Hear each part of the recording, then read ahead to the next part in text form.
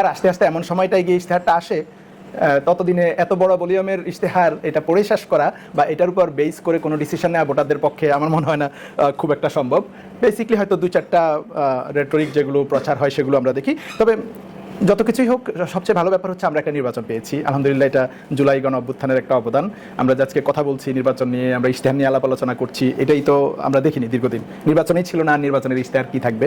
তো এটা আলহামদুলিল্লাহ একটা ডেমোক্রেটিক প্র্যাকটিসের মধ্য দিয়ে আমরা যাচ্ছি। ইশতেহারের ক্ষেত্রে আমি মনে করি যে ইশতেহারগুলো যদি নির্বাচন কমিশন ভবিষ্যতে এগুলো নিয়ে কাজ করে, আরও যে যেদিন থেকে ক্যাম্পেইন শুরু হয় এরকম ওই সময় ওই দিন প্রথম দিনেই যদি নির্বাচন ইশতেহারগুলো দেওয়ার একটা বাধ্যবাধকতা থাকে দলগুলোর উপরে, তাহলে যেটা হয় যে অ্যাটলিস্ট 15 দিন বা 3 সপ্তাহ সময় মানুষ পায় এগুলো নিয়ে আলাপ আলোচনা করার। এবং পলিসি না থাকার কারণে আমাদের এই ক্যাম্পেইন কালচারে যেটা হয়, যেহেতু আমরা পলিসি নিয়ে আলাপ করছি না, ইশতেহার নিয়ে ডিবেট হচ্ছে না, আমরা ডিবেট করি তখন কে কী বলছে, কাকে কীভাবে ঘায়েল করা যায়, নানান কাদা ছোঁড়াছুড়ি দিয়ে। আপনি দেখেন ইশতেহার আসার পরে কিন্তু কাদা ছোঁড়াছুড়ি কিছুটা হলেও কমে আলোচনাটা ইশতেহারের দিকে চলে আসছে বা পলিসির দিকে চলে আসছে। তো এইটা ম্যানিফেস্টোতে দলগুলো যেটা করে যে তাদের প্ল্যান কি, তাদের পলিসি কি, দেশকে তারা কেমন দেখতে চায় অ্যাটলিস্ট ফর নেক্সট 5 ইয়ার্স, এই জিনিসগুলো আসে।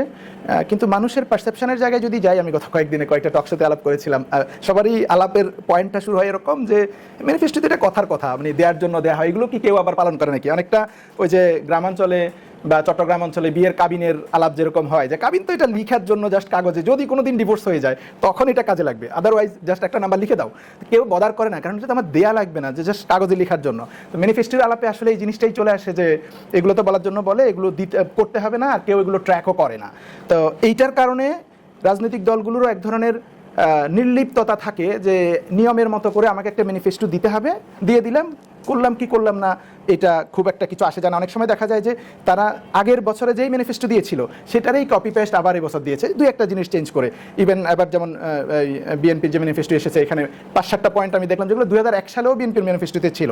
তো তার মানে হচ্ছে যে কি, একটা জিনিস আমি প্রমিস করছি, আবার পালন হচ্ছে না, করতে পারছি না, অথবা এটা করা সম্ভব না, এরকম হতে পারে, সেটা আবার 20 বছর 25 বছর পরেও আমি সেম জিনিস রাখছি।